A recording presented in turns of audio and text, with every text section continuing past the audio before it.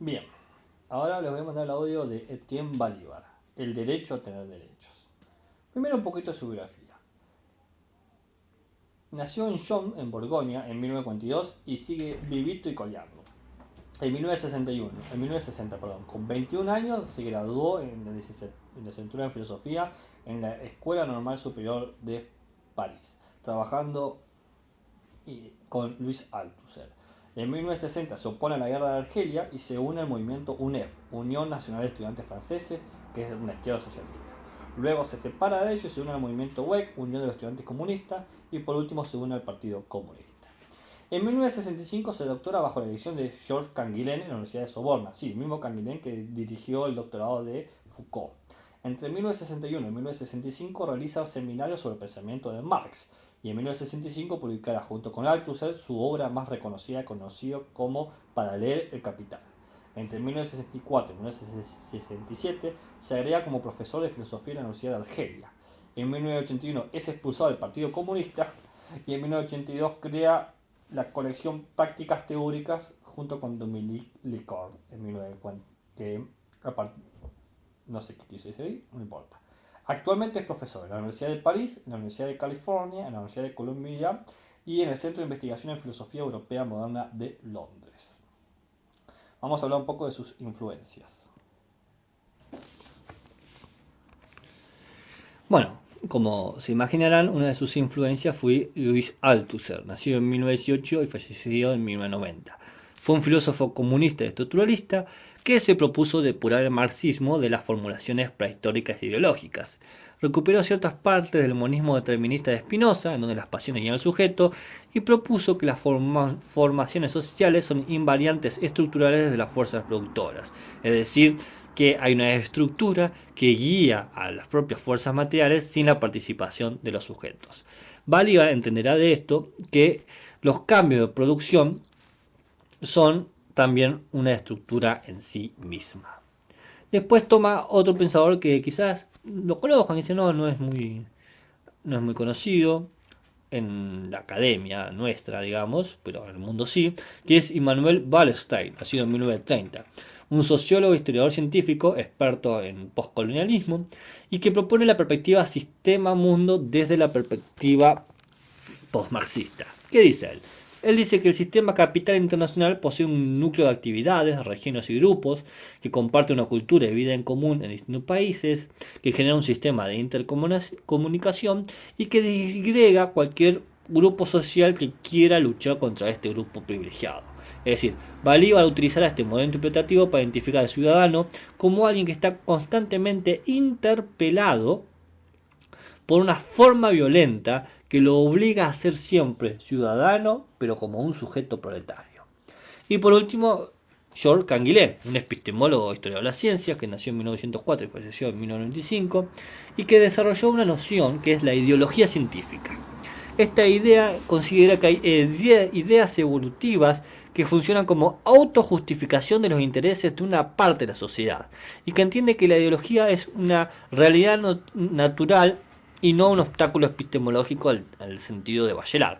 Bolívar va a comprender que existe una distinción entre estar en la verdad y decir la verdad. Esto último, decir la verdad, siempre está cargado de interpretaciones ideológicas. Por lo tanto, de Althusser va a tomar esta relación entre forma productora y formación de lo social, donde el cambio de fuerza es un cambio de estructura. De Wallerstein va a tomar esta idea de que hay una cultura capitalista que anula toda otra cultura y donde el proletario es en realidad el producto de una subjetivación violenta. Y de Canguilhem la idea de que el avance científico en realidad va de la mano de la satisfacción de una ideología social, donde decir la verdad supone una ideología de la verdad. Para que sea más fácil entender el texto de Bolívar, vamos a hacernos una pequeña pregunta. ¿Qué es ser postmarxista? ¿No? Básicamente el postmarxismo se identifica con algunas reflexiones del marxismo, esta perspectiva histórica, material y realista, la preocupación por la independencia del hombre, el problema de la relación sujeto-mundo, el análisis de las ideologías, la crítica del valor del capital y del trabajo, pero se separa de ciertas ideas. Por ejemplo, se separa de la idea de totalidad, del desarrollo histórico conducido como un todo. Se separa la idea de que la cúspide de todos los conflictos sociales es la lucha de clases. No, eso ya no es así. Hay conflictos sociales, pero no es en realidad que todo se recibe a la lucha proletario-burguesa. Tampoco ya no defiende la sociedad socialista como un valor universal, ni tampoco que la ideología es la herramienta única de análisis general de las sociedades. Y por último, se separa esta idea de que el Estado es en realidad un aparato funcional a la opresión de clases, porque el Estado puede beneficiar a todas las clases. Entonces, el postmarxismo, cualquiera que se diga postmarxista, parte del problema de la política proletaria. La política inmanente es que tiene como proyecto transformar a todo lo existente. Si el proletario nace de una transformación de lo anárquico en una clase obrera, y clase y masa no son un sujeto dado, sino que se construyen, entonces no hay un antagonismo entre el sujeto individual. ¿Por qué? Porque la desigualdad entre los ciudadanos, sean proletarios, burgueses, lo que sea, en realidad responde a una desigualdad entre campos de poderes y campos de decisiones, porque también el proletario puede elegir seguir siendo proletario, o el burgués abandonar la burguesía. Entonces, es un problema entre la oposición de lo universal y la unicidad. Es un problema que va entre la promesa y la contradicción que se establecen en los antagonismos de los individuos mismos, de qué están haciendo. En base a esta brevísima introducción al postmarxismo, vamos a ver cómo Balívar deconstruye o reinterpreta el texto de Hannah Arendt y llega a otras conclusiones. Y él va a ver que lo que en Hannah Arendt fue una pérdida de derechos, derechos tácitos e inalienables, condicionantes necesarios para los derechos humanos, en ese punto, en ese quiebre, en esa zona gris entre fuera de la ley y dentro de la ley, va a encontrar la oportunidad de la desobediencia civil. Y por eso él habla del derecho a tener derechos. Primero, va a decir Balívar, lo imprevisible de las políticas de los derechos humanos. Reinterpretando a Hannah Arendt dice, el propósito de Hannah Arendt es volver inteligible aquello que la acción política contiene de imprevisible, es decir, ver lo que es imprevisible. Por eso dice que es central en Hannah Arendt la categoría de acontecimiento. ¿Cuál es la problemática? La política de los derechos humanos y su carácter infundado. ¿Cuál es el fundamento de derechos humanos? Cuestión que se pregunta Hannah Arendt y que resuelve respondiendo con los dos derechos tácitos. El derecho a tener derechos y el derecho a pertenecer. Entonces dice esto, surgen unas consecuencias que se dan cuando se utilizan los derechos humanos como el fundamento del Estado-Nación. Paradoja, si yo utilizo los derechos humanos como fundamento del Estado-Nación, se niega lo que se quiere poner en práctica, que los derechos son absolutos, porque si lo aplico solamente al Estado-Nación, no se vuelven absolutos, sino que se vuelven relativos a que cada nación tenga su Estado. Entonces sigue Balívar. Primero, hay que distinguir la condición humana como la antítesis de la naturaleza humana. No hay una naturaleza sino una pluralidad de individuos, con una pluralidad de relaciones. Esa pluralidad de individuos con pluralidad de relaciones se dan en un mundo en común, que responde a las condiciones naturales, la reproducción de la vida, y responden a las condiciones de lo político, es decir, la reproducción de relaciones. Segundo, lo político refiere a la formación de un espacio público, de un espacio cívico, donde lo común se reconoce como propio. Lo cívico, donde lo común se reconoce como propio. La tecnología ha alineado a los humanos a esta búsqueda de la buena vida común y propia, y construye relaciones políticas desde una posición irreductible que se enfoca únicamente en la reproducción. Tercero, el avance de la reproducción de lo artificial trae enajenación, naturalización de lo político y sociabilización del mundo. Es decir, los derechos humanos no se entienden como algo natural y se entienden como la mejor forma de sociabilización. Esta idea de naturalidad impide que se puedan distribuir porque se entienden como natural en ¿qué? En el Estado-Nación. Entonces, frente a eso va a decir Balívar que los derechos humanos no pueden considerarse como un origen natural, un origen a reencontrar, sino que tienen que ser considerados como una invención, un comienzo continuado. Es decir, no es un origen específico, sino que es algo histórico, no trascendental, sino material. Cita de Balívar. Arendt distingue como uno de los caracteres típicos de la modernidad y de su alienación específica, alienación del mundo y no únicamente de sí o del sujeto, El hecho que la creciente tecnificación de los procesos de reproducción de la vida en una sociedad de masas permita a los seres humanos representarse a la reproducción como su actividad por excelencia, sustituyendo así la búsqueda de la buena vida, es decir, la construcción de sus relaciones políticas fundadas sobre la irreductibilidad de las posiciones. Paradójicamente, es el desarrollo de una creciente artificialidad aquello que tiende a naturalizar el ámbito de lo político, al mismo tiempo que contribuye a sociabilizar el mundo. Y así llegamos al segundo punto, la revolución como creación de lo político. Siguiendo esa noción de Hannah Arendt, nadie tiene derecho a obedecer. Dice Balibar, las revoluciones no son una restauración o un descubrimiento de un derecho innato o de un estado original. Las revoluciones instituyen, inventan al humano, bajo la idea de reciprocidad o solidaridad colectiva. Así justifican la permanencia de un sistema político, provocan la entrada de lo universal en la historia, por ejemplo, los derechos humanos. Los derechos humanos son infundados porque se remiten a lo práctico, a lo contingente y a lo aleatorio. Pero es la práctica revolucionaria la que entonces instituye el derecho positivo. Es la disidencia quien funda los derechos humanos. No es esto una interpretación historicista, aclara Balibar, sino que se muestra como el hecho del fondo de los derechos. Paradoja o antinomia. Todo lo político se crea de lo impolítico o de lo apolítico. Todo lo cívico se crea a partir de la articulación de la disolución. Cuando se habla, por ejemplo, de las minorías y los refugiados, que son tratados como escoria de la humanidad, como consecuencia de políticas que funcionan como base de los Estados-nación, para Balibar se está demostrando la contradicción interna que supone la construcción de los derechos humanos, donde los derechos civiles tienen un papel secundario frente a los derechos humanos. Pues el único papel de los derechos humanos debería ser el reconocer o instituir los derechos preexistentes. Perdón, me equivoqué. Donde los derechos civiles deberían solamente reconocer los derechos humanos, pero en realidad los derechos humanos se muestran por arriba de los derechos civiles se muestran por arriba de los derechos humanos, en el caso de las minorías y los refugiados. A ver, mejor voy a la cita porque medio que lo compliqué. En este sentido, dice Balibar, no se trata de una postura historicista o relativista, pese a que presente la construcción del sistema de derechos de los individuos como algo absolutamente inmanente a la historia, y aunque, legitimando las nociones de poder y autoridad, encuentra el medio para situar en el corazón mismo de la arjé, o de la autoridad política, el principio paradojal de la anarquía, es decir, de no poder o de la contingencia de la autoridad. Esto nos conduce a reinterpretar la ausencia de fundamento o el sin fondo de los derechos, no solo en tanto que tesis lógica, sino como en tesis práctica, política en sí misma, pese a que se halle estructuralmente de un modo esencialmente antinómico.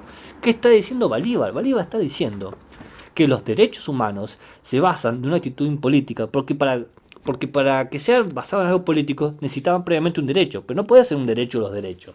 Lo que dice Balibar es que cuando Hannah Arendt descubre que hay derechos tácitos, está reclamando, dice Balibar, que hay que fundar contingentemente, de forma disidente y revolucionaria, a lo que está estratificado e institucionalizado, para dar lugar a la eficacia del derecho como tal. Así llegamos al tercer punto. Derechos humanos versus derechos civiles. La imposibilidad de la consecuencia refuta la premisa teórica.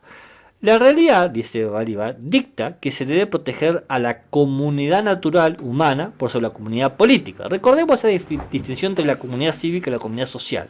En teoría, los derechos humanos protegen a la comunidad social por más de que la sociedad no sea toda la comunidad política. Y, según la Declaración de Derechos Humanos, siempre se privilegia a la comunidad social. Pero indiferente de que suceda o si quedó anulada, esto no puede aplicarse, dice Balibar. La situación post Primera Guerra Mundial no puede ser más contradictoria a los deseos. Los derechos humanos se justificaron siempre dentro del marco cívico. La igualdad de libertad era solo para conciudadanos. Si abolimos el derecho cívico, conlleva, por lo tanto, a destruir los derechos humanos. Esto implica que los derechos cívicos en realidad son la base de los derechos humanos, y no al revés. Los derechos son condiciones relacionales, no son propiedades, no son cualidades inherentes a la, entre comillas, naturaleza humana. Son cualidades que los individuos se confieren los unos a los otros. La pertenencia a un Estado es lo que da el derecho a tener derechos. La privación de pertenecer a un Estado genera individuos excluidos de cualquier tipo de derecho. Inclusive están excluidos de la posibilidad de reivindicar sus derechos. El derecho a reivindicar sus derechos. Porque no tenés dónde reivindicar, porque no perteneces a un Estado. Entonces, el derecho a tener derechos que descubrió Hannah Arendt para Bolívar no posee un fundamento a priori. Es tan contingente como la comunidad política misma. Es solamente un compromiso simultáneo de los individuos a la acción política. Si todos nos ponemos de acuerdo a que tenemos derechos, tenemos sus derechos. Entonces, paradoja. Cuando se presenta el derecho a tener derechos, lo hace como si fuese absoluto. Es contingente, nosotros nos pusimos de acuerdo, pero lo demandamos como si siempre fuese algo real. Entonces, excluir a alguien de la comunidad cívica es excluir a alguien de la humanidad misma. Es un proceso que comienza con la privación de los derechos cívicos, continúa con la destrucción sistemática de la persona moral, es decir, primero lo hacemos apátridas, después lo hacemos desplazados, eliminando así el respeto del Estado para con ellos. Y finaliza con el asesinato industrializado de la masa, la Gestapo o los centros de concentración. Frente a esto, los seres humanos son sus derechos, es decir, sos humano si tenés derechos, si no, no, es decir, existen a través de ellos. Por lo tanto, existe una amenaza constante, o las instituciones que crean o validan estos derechos pueden destruirlos o invalidarlos o pueden obstaculizar la práctica. Es decir, la misma institución que me reconoce el derecho puede o destruirme o invalidarme o imposibilitar que yo lo aplique. Cita. No encontramos ante una idea mucho más radical y filosóficamente otro de los mitos naturalistas simétricos, sino en el de la reciprocidad de acciones. Los seres humanos no existen como tales y por lo tanto no son nada, absolutamente hablando. Nada es más erróneo que leer a Arendt como si ella intentara abolir o relativizar la asociación entre la idea de humanidad y los derechos en general. Se trata más bien de un intento de reforzar esta asociación. Arendt no busca relativizar la idea de derechos o de derechos humanos, sino inversamente, tornarla indisociable e indiscernible de una construcción de lo humano que es el efecto interno, inmanente de la invención histórica de las instituciones políticas. Con todo rigor se debería afirmar que los seres humanos son sus derechos o existen por o a través de ellos. Y así llegamos al cuarto punto. No quiero obedecer ni ser obedecido. La isonomía, es decir, esa igualdad ante la ley, es una institución que a través de ella los individuos se confieren derechos los unos a los otros. Si somos iguales ante la ley, nos damos derechos. Y el primer derecho que nos damos ante la igualdad de la ley es el derecho de la palabra, es decir, la isegoría. ¿Por qué? Porque si podemos hablar, podemos reivindicar o legitimar todos los otros derechos. Si yo puedo hablar a favor o en contra de algo, puedo pedir que se construya una ley a favor o en contra de ese algo. Es decir, permita que suceda el derecho a tener derechos. Entonces, todas las instituciones deben reposar en el principio de isonomía, de la igualdad ante la ley. ¿Por qué? Porque provocan la igualdad en la esfera pública y en la libertad de las relaciones, como si fuese una segunda naturaleza, jamás precedida por una naturaleza primera. Es un abandono del origen positivo de la institución política, porque las instituciones funcionan como si fuese natural esto, por más que no es natural. Su origen es un momento anárquico e imprescriptible. No quiero obedecer ni ser obedecido, quiero ser igual. Pero debe ser reactivado constantemente este quiero ser igual, para que la institución pueda ser realmente política, realmente cívica. Para Bolívar, la construcción de lo político se enfrenta con la definición del ciudadano. Sin posibilidad de desobediencia, no hay legitimidad en la obediencia. Cita. Sin duda, la desobediencia y la obediencia a la ley no son equivalentes. No podrían ser nunca puestas en el mismo plano por la institución. Pero el hecho es que sin posibilidad de desobediencia no hay legitimidad de la obediencia.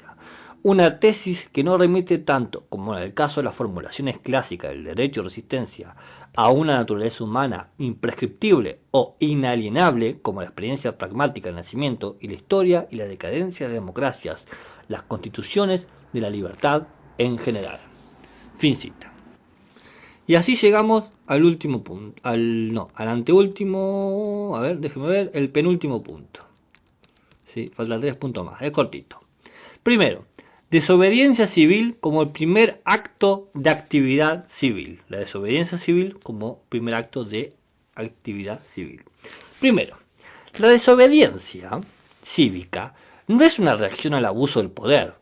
Es la organización de minorías o de masas que generan problemas de orden público y del reconocimiento del poder del Estado. Es una manera de defender la ley contra sí misma. Es pasar la ley de lo vertical a lo horizontal, porque recrea las condiciones de consentimiento libre a esa ley, es decir, recrea las condiciones del ciudadano como alguien activo que establece la isonomía y la isegoría. Segundo, esta desobediencia civil es la garantía contra toda tiranía, porque supone el componente de riesgo, es un peligro que se opone al temor de un peligro mayor. El origen debe llevar la forma negativa de la desobediencia para anular los privilegios del poder. Y se da entonces dos tesis, una negativa y una positiva. La negativa dice: la identificación de la construcción de la relación humana con la posibilidad de un derecho a tener derechos por institución política histórica. Es decir, yo tengo derechos porque hay una institución que históricamente me ha generado esa relación, me ha determinado, eso es lo negativo. Estoy obligado a reconocer estas leyes. Y la tesis positiva dice: el principio de desobediencia o de disidencia yace dentro de la obediencia, con el fin de garantizar la condición de existencia de lo político. Es decir, estoy obligado a reconocer las leyes, pero también tengo la posibilidad de desobedecerlas. ¿Por qué? Porque así garantizo el propio ejercicio de la ciudadanía. Por ejemplo, las marchas. Entonces, se da una tautología, y una tautología que se opone a otra tautología. La primera tautología es la tautología de la soberanía. La ley es la ley. Cita: oponiéndose a la tautología soberana, la ley es la ley, lo que significa que su propia no violencia pone límite a la violencia de las proposiciones tautológicas derivadas de lo teológico a lo político, aquello que no puede parecer extraño a menos que estemos ligeramente familiarizados con la dialéctica, es que la proposición negativa o la reducción al absurdo o la imposibilidad enuncia en realidad la única condición de posibilidad positiva de la institución, y que la proposición positiva tiene por contenido la idea de la negatividad dialéctica inmanente a la vida de la ley, que acompañará a toda su existencia hasta en lo que se refiere a su aplicación. Fin cita.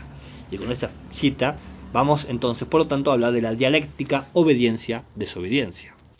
Fíjense que mientras Hannah Arendt hace hincapié en los derechos, Balívar hace hincapié en la desobediencia. Dice Balívar: la cara negativa, que sería la institución política histórica, será siempre la condición de la posibilidad positiva del Estado. El sentido de la desobediencia surge del sentido de la exigencia absoluta a los derechos y a las leyes. Tenemos que respetar las leyes, eso sería lo negativo positivo. Y lo positivo negativo, el principio de desobediencia, supone que la fuerza de desobediencia viene de la fuerza de imposición. Somos más revolucionarios mientras más imposición haya. Luego, lo civil se funda entonces en la tautología. La ley es la ley. Esta tautología cívica, la ley es la ley, es universal porque no admite excepciones en aplicación, es imperativa porque requiere obediencia incondicional. Todos tenemos que respetar la ley, no da lugar a interpretaciones, y es absoluta. Su fuerza se encarna en la voluntad del pueblo. Todos nosotros queremos que sea así. Pero la obediencia se expresa desde la banalidad. El sentido del deber tiene que ser ejecutado hasta el final. Pero es justamente esta banalidad de siempre tenemos que obedecer lo que genera el mal radical en la ciudadanía. La ley, en tanto expresión de la voluntad soberana, esa voluntad soberana del príncipe del pueblo, somete a un orden jurídico único que presupone la obediencia previa. El privilegio de la ley consiste en ser obligatoria sin el acuerdo. Yo quizá no estoy de acuerdo y la ley demanda que esté de acuerdo y que la cumpla. Cita: aquello que por un lado, el de la obediencia, aparece como banalidad, como sentido de deber, ejecutado hasta el final, aparece por otro lado como el más radical, siguiendo el uso crítico que hace Arendt, y llevando simplemente al extremo la identificación de la ley como la expresión de la voluntad, cuya autonomía puede volverse del bien hacia el mal. De la misma manera, la servidumbre voluntaria, en la que la buena voluntad del individuo se vuelve contra su capacidad de juzgar por sí mismo, aparece como la otra cara del proceso totalitario de destrucción institucionalizada del humano, por la producción y la eliminación de los seres humanos superfluos. Fin cita. Concluimos. Séptimo. ¿Hay una distinción entre lo normal y conservador con lo perverso y criminal? La tautología que hablamos, la ley es la ley, es decir, el poder jurídico, para Balívar es algo inestable. O se necesita un exceso de convicción o se necesita un sentido del deber, que supone que todos tenemos que ser pequeños tiranos, que legalizamos el crimen por medio de la identificación del individuo con el poder que se ejerce, en pos de complacer la comodidad y la libertad del otro. Entonces, esta inestabilidad donde nos obliga a ser tiranos, por ejemplo, lo siento, pobre es el que no trabaja, eso es un ejemplo, puede ser corregida, dice Balívar, con la desobediencia y con todos los riesgos que eso supone, porque supone la incorporación del derecho a la desobediencia en la propia Constitución. Pero lo bueno de eso es que nos haría inmune al totalitarismo y a la tiranía. Cita de Balívar. Seguramente sería un poco reduccionista proponer que cada uno de nosotros, en tanto que ciudadano, no tiene otra salida para no devenir él mismo en un pequeño Eichmann en potencia, que transformarse en resistente a la autoridad, en un ciudadano contra los poderes. De la misma manera, sería ilusorio imaginar que un Estado, una sociedad en la que la desobediencia cívica figurara entre sus derechos fundamentales, quedaría por ello inmune contra toda degeneración totalitaria. Y sin embargo, a título cuanto menos de idea reguladora, esta es la elección que, según Hannah Arendt, debe orientar nuestra comprensión de lo político. Así, lo que dice Balívar, para redondear, dice que los derechos humanos no tienen ningún fundamento. Es decir, no hay una naturaleza humana, proviene de la pluralidad de individuos y sus relaciones. Por lo tanto, la comunidad política se define por aquello que es común y considerado propio, y eso aquello común y considerado propio es totalmente histórico, al igual que los derechos humanos. Los derechos humanos, como cualquier derecho, como cualquier comunidad, como cualquier ley, proviene de una revolución, de una desobediencia. Es decir, lo revolucionario crea a lo político, inventa al humano y es recíproco. En la medida que define al humano, el humano se crea. Impone el carácter político y por lo tanto es el principio de los derechos cívicos. Y de esta manera, los derechos cívicos anteceden a los derechos humanos. Genera una paradoja. El derecho a tener derechos se presenta absoluto por más que es algo histórico, contingente, arbitrario, y nunca se aplica en principio a la comunidad cívica, por más que demanda ser reconocido en una comunidad cívica, por más que se demande como un privilegio personal que genera una moral absoluta y que todos deben cumplir. Pero en la medida que se impone de una manera institucional, artificial, industrial. Todos tienen que cumplir esta ley. Y en la medida que genera esto, se genera un absolutismo y no se cumplen los derechos humanos. Es decir, si el humano es a través de sus derechos, esta igualdad ante la ley, esta igualdad ante la palabra, la economía, la seguridad, quiere decir que todo esto proviene de una anarquía, pero la anarquía es siempre sobre algo. Es decir, la anarquía se opone a el orden. El desorden se opone al orden, la desobediencia se opone a la obediencia. Esa es la dialéctica de la que está hablando Balívar. Y esa desobediencia siempre piensa a través de la actividad de las minorías, en donde ponen en riesgo su vida o los pocos derechos que tienen o no tienen frente al imperio. Entonces se genera una tesis positiva y una tesis negativa en esta dialéctica. La tesis positiva es la institución. La institución me hace reconocer a mí que la ley es la ley. Y la tesis negativa es ¿cómo sería? La desobediencia, es decir, no obedecer de forma absoluta. Tenemos el deber de reconocer la ley, pero también tenemos que corregirla para no caer en la tiranía o en pequeño Eichmann.